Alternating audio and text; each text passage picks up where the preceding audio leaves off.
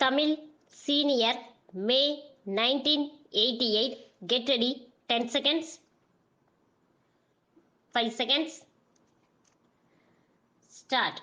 தலைவர் அவர்களே, கல்வி பற்றிய கொள்கை விளக்க குறிப்பின் மீது என் கருத்துக்களை கூறுவதற்கு சந்தர்ப்பம் தந்தமைக்கு நன்றியை தெரிவித்துக் கொள்ள விரும்புகிறேன். துவக்க கல்வியை பற்றி எனது யோசனையை கூறுவது கடமையாகுமென்றும் கருதுகிறேன். உடல் உழைப்பு மூலமாகவும் விளையாட்டின் மூலமாகவும் கற்பிக்கப்படுகிற கல்விக்கு நாட்டில் சுதந்திரமும் ஊக்கமும் கொடுக்க வேண்டுமென்று கேட்டுக்கொள்கிறேன். உடல் உழைப்பின் வாயிலாக பெறுகின்ற கல்விதான் அறிவு வளர்ச்சிக்கு உதவுகின்ற கல்வியாக இருக்கும். பல்வேறு நாடுகளில் இருக்கிற நிலைமைகளை எல்லாம் பார்த்துவிட்டு வந்த பலரும் இந்த கருத்தைத்தான் சொல்லி இருக்கிறார்கள். அந்த முறையில் சில பள்ளிகளுக்காவது அத்தகைய உரிமையை கொடுத்து நடத்துங்கள் என்று நான் கேட்டுக்கொள்கிறேன். அவர்களும் அதை விரும்பி ஏற்றுக்கொண்டால் மற்ற பள்ளிகளுக்கும் அத்திட்டத்தை விரிவாக்குவதற்கு உறுதுணையாக இருக்கும். கல்வியின் தரத்தை உயர்த்துவதற்காகவும் படிக்கின்ற மாணவ மாணவிகளுக்கு ஆசையை உண்டாக்குவதற்காகவும் இலவசமாக புத்தகங்களையும் சீருடைகளையும் நாம் கொடுக்கிறோம். ஆனால் நாட்டின் வறுமை கோட்டுக்கும் கீழே இருக்கும் கோடிக்கணக்கானவர்களுக்கு அவை பயன்படுகின்றனவா என்று பார்க்க வேண்டும்.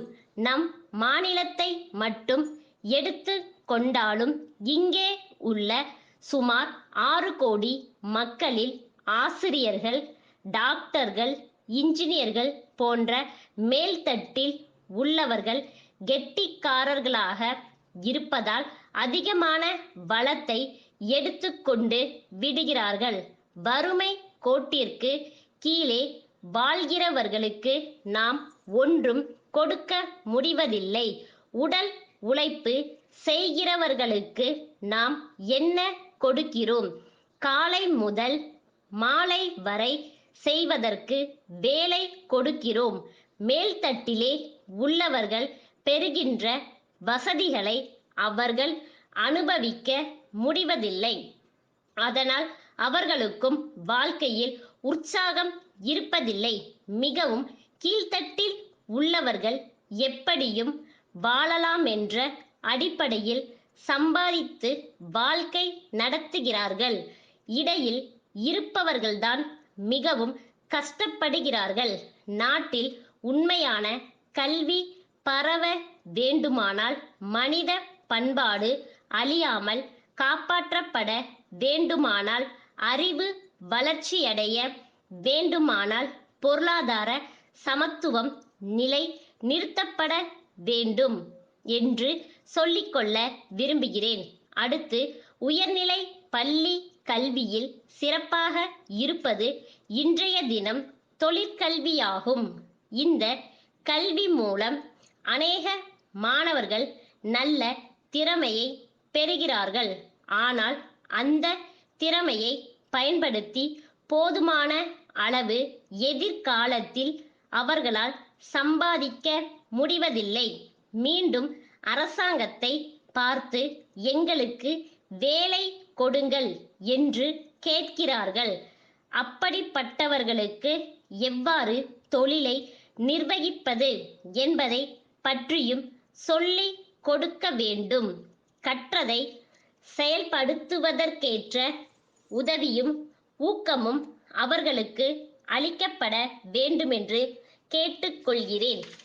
பெண்கள் கல்வியிலும் முன்னேற்றத்திலும் கவனம் செலுத்த வேண்டுமென்று தெரிவிக்க விரும்புகிறேன்.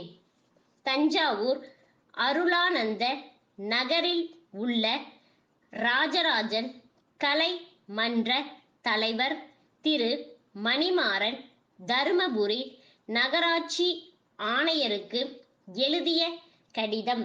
ஐயா, தங்கள் நகராட்சியின் சார்பில் செப்டம்பர் மாதம் ஒரு பொருட்காட்சி நடத்த இருப்பதாகவும் அது தொடர்ந்து 1 மாத காலம் நீடிக்கும் என்றும் அறிந்து கொண்டோம்.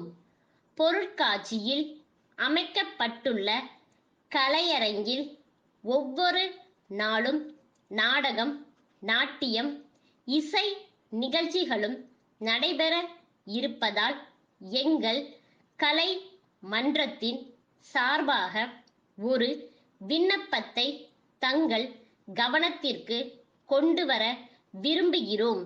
நாங்கள் கடந்த 6 ஆண்டுகளாக ராஜராஜன் கலை மன்றம் என்ற பெயரில் ஒரு நாடக குழுவை நடத்தி வருகிறோம்.